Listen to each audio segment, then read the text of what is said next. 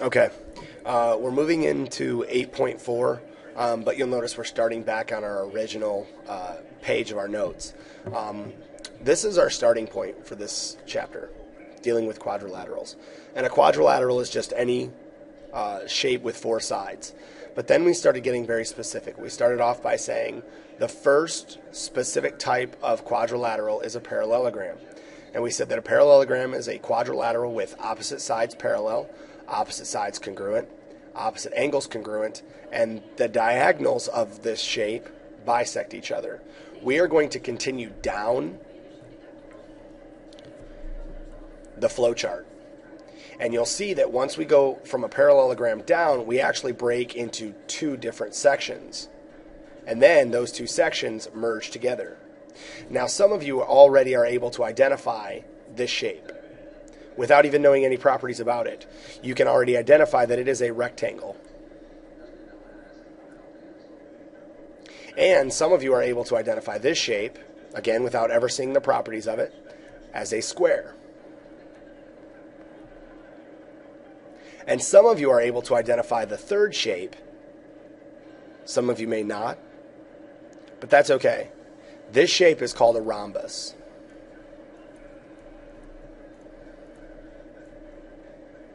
So the three shapes that we're going to be dealing with in section 8.4 are rectangles, rhombus, and squares. Now, something very important that you need to understand is as we move down a flowchart, we maintain the properties of the shape above, but we add new characteristics, which means that a rectangle is a parallelogram.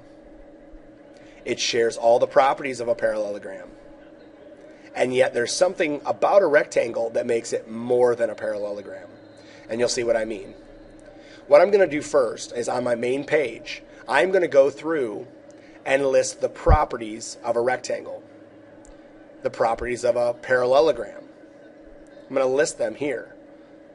So I have opposite sides parallel.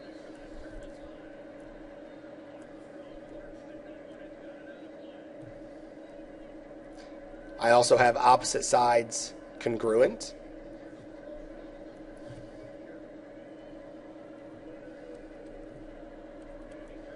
I have opposite angles being congruent.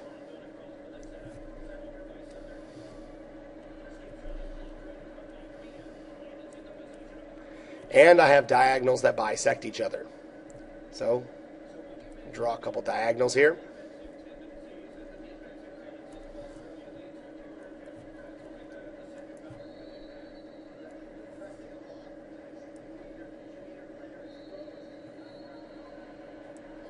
And because they bisect each other, this half and this half are congruent, this half and this half are congruent.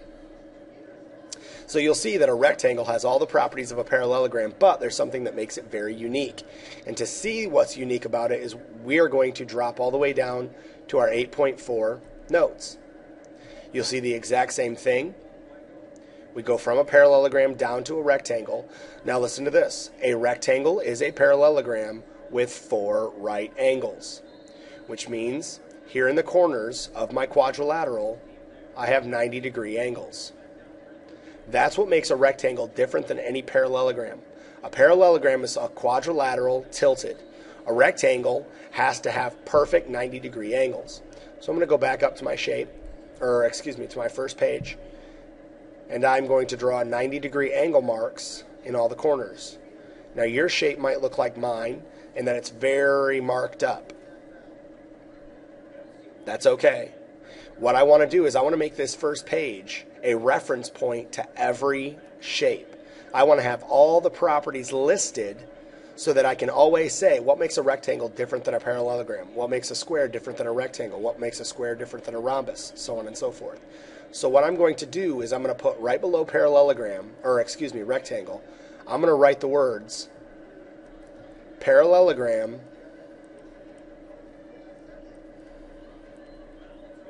plus 90-degree angles. And what that's going to tell me is a rectangle is a parallelogram. It has all the characteristics of a parallelogram, plus it has 90-degree angles. That's the only difference between a rectangle and a parallelogram, are the base angles of my shape. I also want to go over to a rhombus. And again, when you move down a flowchart, you maintain the properties of the original shape, but you add more characteristics. Here, for a rectangle, we maintained the properties of a parallelogram and we added 90-degree angles. With a rhombus, it's going to be a parallelogram, but plus it's going to have new characteristics. And so I'm going to flip down to my 8.4 notes, and I'm going to see here that a rhombus is a parallelogram with 4 congruent sides. So that means that all of these sides have to be the same length. Now, a parallelogram had opposite sides congruent. A rhombus has all 4 sides congruent. If I go back up to my shape, or to my original page, my parallelogram, or my rhombus, is a parallelogram plus 4 congruent sides. And you're going to notice, to save space, I'm going to use notation, geometry notation, as much as possible. Over here I used the 90-degree mark and the angle symbol so that I didn't have to write 90-degree angles. And here I'm going to use the congruency symbol so I don't have to write congruent. So I also want to mark up my rhombus. I'm going to go through the exact same things that I did with my rectangle. I'm going to mark all of the characteristics and properties. I have opposite sides parallel.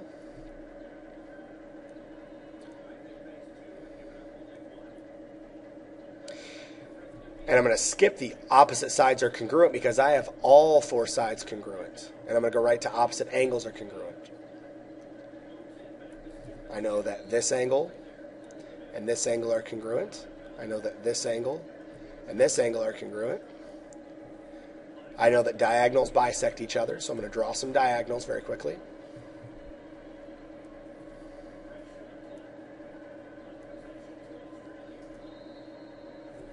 We're going to find out some cool stuff about the diagonals in a rhombus too. And I know that the diagonals bisect each other, so this and this are congruent. This and this are congruent. And then I still need to mark the all 4 sides congruent. So I'm going to put a congruency symbol. I'm going to use green just so you can see it. Congruent, congruent, congruent, congruent.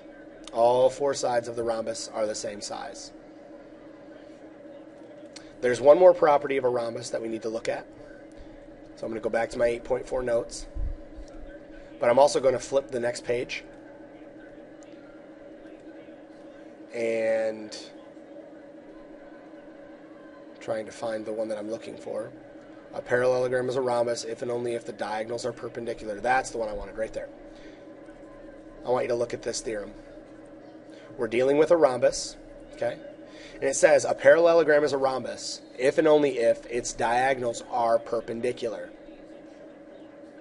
We find out that not only are the diagonals bisecting, meaning they bisect each other, but they are also perpendicular in the center, which means that the 2 diagonals intersect to form 90-degree angles. I want to go back up to my first page at the beginning of my notes, and I want to put perpendicular symbols here at the intersection points. Hopefully your diagram looks like mine. And I want you to think about this. So far we've been dealing with these properties of parallelograms. But I want you to look, what did you just create by drawing the diagonals and knowing the diagonals are perpendicular? What new shapes did you form? I hope that you see you formed 4 right triangles. This is where you need to remember your right triangle properties. From chapter 7, we started learning about trig. We used the Pythagorean theorem. We used our trig functions to solve for right triangles. You're using those same properties here to solve for the properties of a rhombus. Some of you are saying, uh-oh, I really didn't learn those. Well, you're gonna have to relearn them for this section and this chapter. So we know that a rhombus is a parallelogram plus 4 congruent sides. We also know plus perpendicular diagonals. So we only added one new characteristic to a rectangle. We're actually adding a couple new characteristics to a rhombus for congruent sides and perpendicular diagonals. The next one we talk about is going to be a square. And a square is still a parallelogram, but I want you to watch this. A parallelogram is split into two different quadrilaterals. It can be either a rectangle or a rhombus. But what do you notice about the rectangle and rhombus as we move down the flowchart? I hope you notice that they actually come back together, which means that a square is actually a rectangle plus a rhombus, which means that it has the properties of both. A square is a rectangle and a rhombus. It shares all the properties of everything above it. A square is a parallelogram, meaning it has all these properties.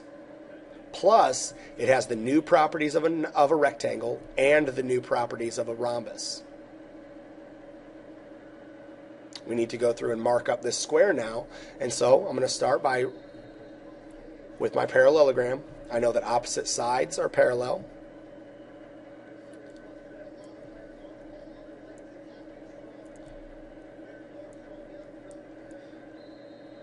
I remember that a square is a rhombus, and a rhombus has all four sides congruent, so I'm going to go through and mark all my congruent sides. Which some of you already knew that. Some of you already knew that a square had all four sides congruent. I'm also going to mark that opposite angles are congruent.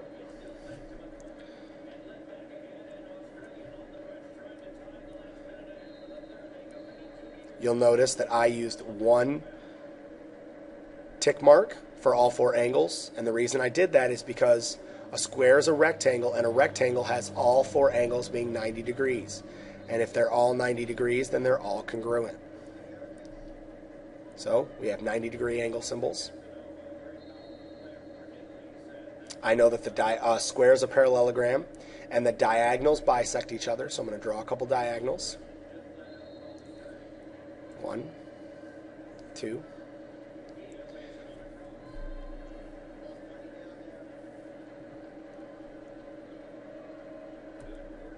They still bisect each other. And we're going to find out something very unique about the diagonals in a square. And actually, we're going to find out something unique about the diagonals in a rectangle also. But the square, the diagonals still bisect each other, and just like in a rhombus, the diagonals are also perpendicular. Kind of a ugly looking perpendicular symbols, but you get the idea. And I'm going to kind of let the cat out of the bag here. We learned two new properties of a rhombus, but we only learned one new property of a rectangle. There's actually a second property that I'm going to tell you. Not only in a rectangle is it a parallelogram plus 90-degree angles, the diagonals, it's fine. The diagonals in a rectangle are congruent, which means that yes, the diagonals bisect each other, but the distance of this diagonal and the distance of this diagonal are actually the exact same. They're the same length. I'm going to write that down. Diagonals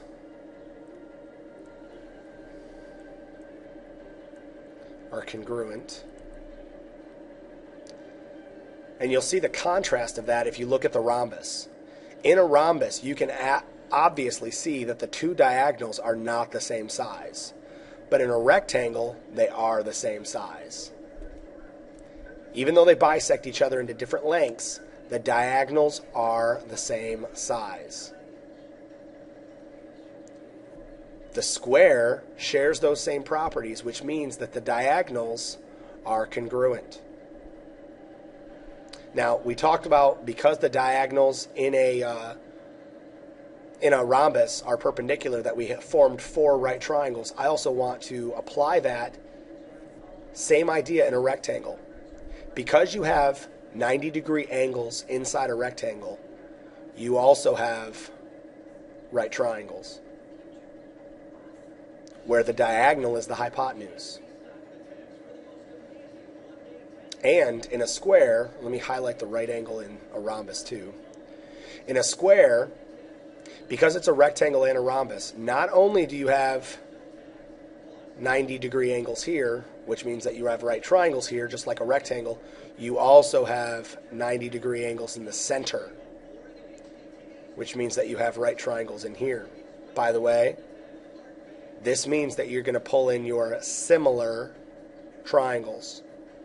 We talked about an altitude creating two similar triangles. That's what you're going to also do here. And there's a lot of other properties that we're going to talk about, but I want to drop all the way down to our 8.4 notes now. So we went through this. A rectangle is a parallelogram with 4 right angles. A rhombus is a parallelogram with 4 congruent sides. A square is a parallelogram with 4 congruent sides and 4 right angles, so it's a combination. We're going to learn a few more properties as we move ahead. Go to the next page, and you're going to start seeing some theorems. We already talked about the perpendicular diagonals of a rhombus. We are also going to learn that a parallelogram is a rhombus if and only if the diagonals bisect a pair of opposite sides. That should actually be angles. I want you to circle that, cross it off, and write the word angles, which means that this diagonal bisects both of these angles, and if it bisects it, it cuts it into 2 equal sides, which means that this angle and this angle are going to be congruent. I also want to kind of take a little note real quick here and bring in your idea of isosceles triangles. If I redraw this triangle right here, I have the diagonal bisecting the angle into 2 equal parts. Okay? But I'm also going to tell you that it bisects the opposite side as well, which means that this angle, or that diagonal and that diagonal, are congruent. You already knew that because of the properties of a rhombus, because the diagonals are congruent. This diagonal, because it's bisecting the angle, also bisects the diagonal. Let's drop down, and it says a parallelogram is a rectangle if and only if its diagonals are congruent. You'll notice that this is actually a rhombus as far as the way it's drawn. But if a rectangle, or the diagonals are congruent in a rectangle, we already talked about that. We talked about how in a rectangle, that diagonal and that diagonal have to be the exact same length. If you want to redraw a rectangle here, that's fine too. I know it's a rhombus, the way that it's slanted, because a rectangle has 90-degree angles, and this obviously doesn't. But more importantly, it's the properties that we're looking at. The diagonals are congruent. I want to make sure, to just double check that we actually wrote that down. Diagonals congruent, good. Oops, too far. There we go. So, we've added a couple properties to our rhombus and then our rectangle. Now let's go to the next page, and we're actually going to solve some of these. Here it says classify the quadrilateral, then find the values of x and y. Now if you just look at this, can you classify it just by looking at it? The answer is yes. You can see that all 4 sides are congruent and all 4 angles are 90 degrees. The only shape that has all 4 sides congruent and all 4 angles 90 degrees is a square. So we could classify it right away as a square.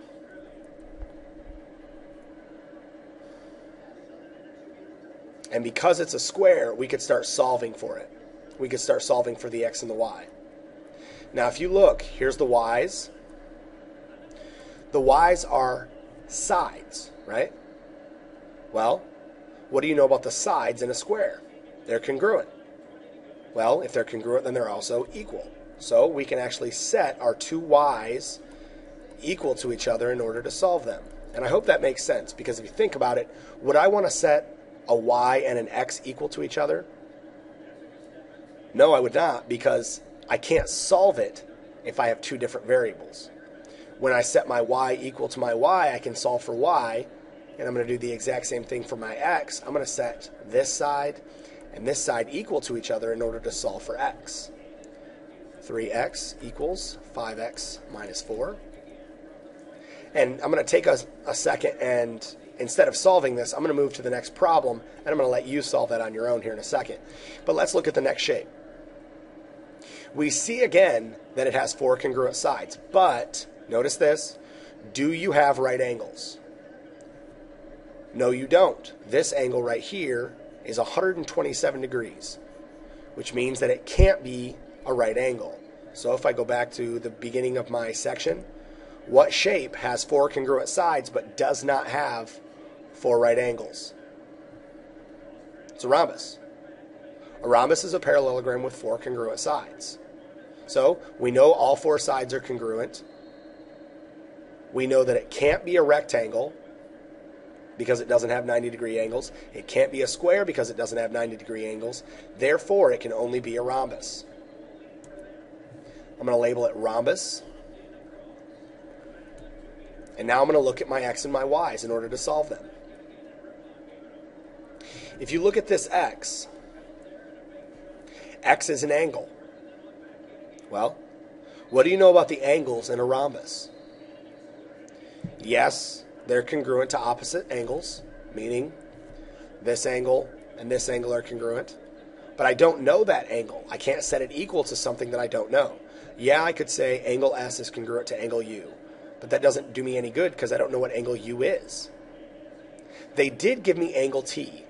And so what I need to ask myself is, if I have angle S and they've given me angle T, what do I know about those two angles?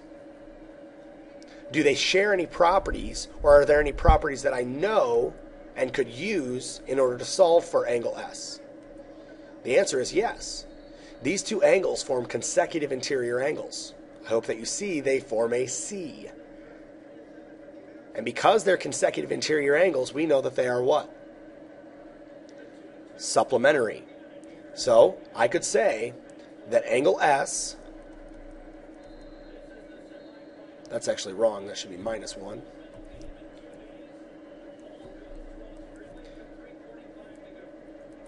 Plus angle T should equal 180 degrees.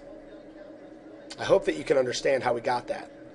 We're not just pulling properties out of our hind end, we're using what information they gave us and we're applying it to what we already knew.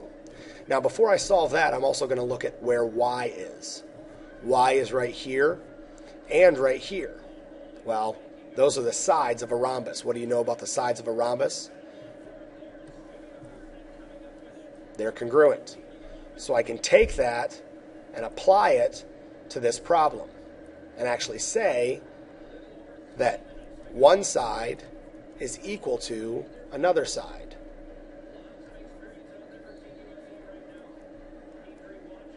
Now you'll see that we set up these problems together. Go ahead and pause the video, take a second, and solve for not only x and y in the square, but x and y in the rhombus. Pause the video and do that now. Okay, hopefully you were able to solve for x and y in both the square and the rhombus. And I'm just going to go through these very quickly to show you what I did. It's okay if you got these wrong, but understand why you got them wrong and then make those corrections so you don't get them wrong on the homework later. We knew that the y's had to be equal, so I moved my like terms to opposite sides. I got 3y equals 3, divided by 3, and got y equals 1. Then, to solve for x, I moved my 5x over and got negative 2x equals a negative 4, divided by a negative 2, and I got x equals 2. For my x and y in the rhombus, I combined my like terms for the x and got 2x plus 126 equals 180. I subtracted 126 from both sides and got 2x equals 54. I divided by 2 and got x equals 27.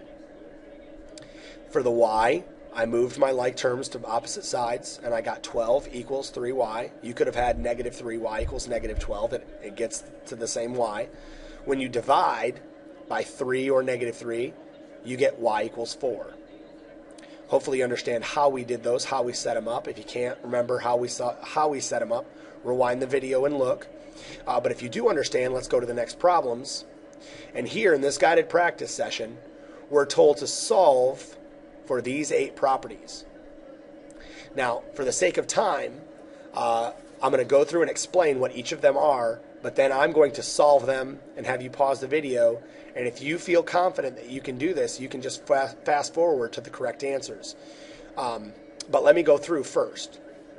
They want you to find the measure of angle QPR. They want you to find this angle right here, using the properties of rhombus, rectangles, and squares. Then they want you to find the measure of angle QTP, which is right here. Then they want you to find the measure of RP, which is right here. They also want you to find the measure of QT, which is right here. Now you can fast forward and see if you got those correct.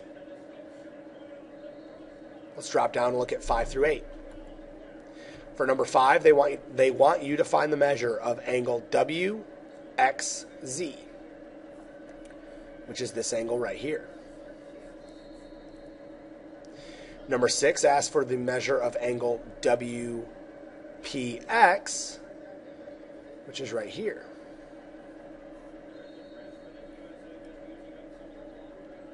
They also want you to find the length of PY, which is right here.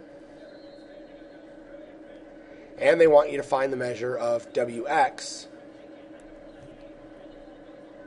which is right here. So, what I'd like you to do is pause the video, solve these 8 problems. And if you're confident that you know how to do these problems and you just want to look at the homework, you can fast forward. Otherwise, pause the video and we'll solve these 8 problems. Okay, hopefully you were able to pause the video and go through and solve as many of these as possible. Let me go through my answers, and then if you got any wrong, you can follow along and see what you did wrong.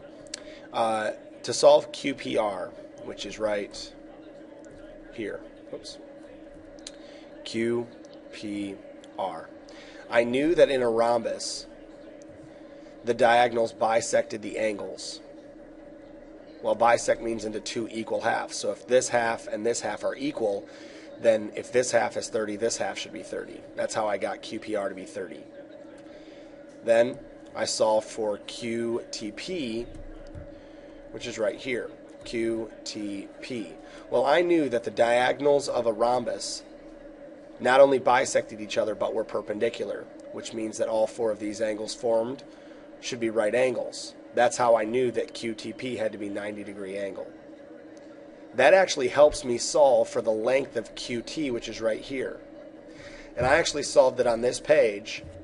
I redrew my triangle where this is Q, this is T, and this is R. I drew what I knew. I knew that angle R was 30 degrees. I knew that RT was 6, which they already told me. Okay. Let me explain how I knew that this angle was 30. If this angle and this angle are 30, and opposite angles are congruent in a rhombus, then this whole angle has to be 30, but it's also been bisected, so this half is 30 and this half is 30. That's how I knew that angle R was 30 degrees. But I'm solving for this side right here. So what I did was I said, what is QT in reference to angle 30? It is the opposite side. What side did they give me in reference to angle 30? They gave me the adjacent side. What trig function uses the opposite and the adjacent? Tangent. So I said the tangent of angle 30 equals x over 6, opposite over adjacent. I set it up like a proportion and cross multiplied. So I got 6 times the tangent of 30 equals x times 1. X times 1 is just x. 6 times the tangent of 30 is 3.46. So if x is 3.46, then QT is 3.46.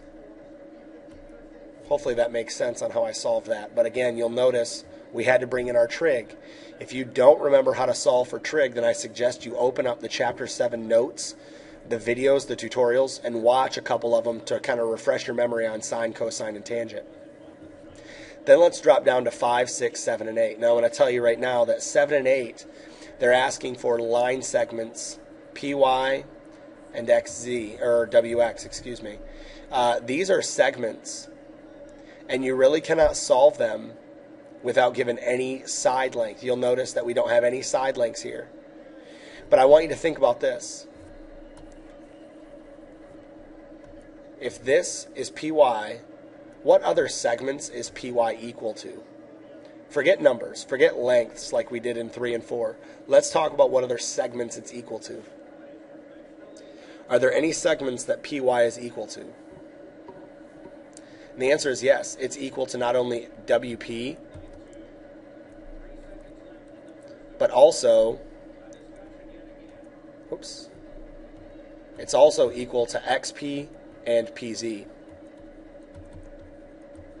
Because remember, the diagonals in a rectangle are all congruent, which means that this segment and this segment are congruent. So when you bisect those, you're bisecting them all into equal lengths. So if I were to give you, let's say, PZ, you should be able to find PY given PZ or PX or PW because they're all congruent. Then it does the same thing for WX. It asks for WX, but is there any other segment that WX is congruent to? The answer is yes, it's ZY. So although you weren't able to find an actual measure for these two, on your homework tonight, you would be able to use what you already know about these segments in order to solve for them. Let's go to WXZ. Let me erase all this. We're told to find the length, or the measure, excuse me, of angle WXZ. Now, I know that in a rectangle, every angle is 90 degrees. So this angle right here is 90 degrees. They then tell me that this part of that angle is 50. So I should be able to say, just a simple angle addition postulate, WXZ plus ZXY equals 90 degrees. They told me that ZXY is 50. So if I subtract 50 from both sides, I should get WXZ, and it equals 40. That's how I got 40. I knew that if this was 50, this had to be the complement of 50. Remember, the complement means the angle that you can add up to equal 90. So that's how I got 40. But then it asks for WPX. WPX is right here. And this one was a little bit tougher. You just solved for this angle to be 40. But this is what I want you to notice. If these two lines are parallel, and they're cut by a transversal, then we have alternate interior angles.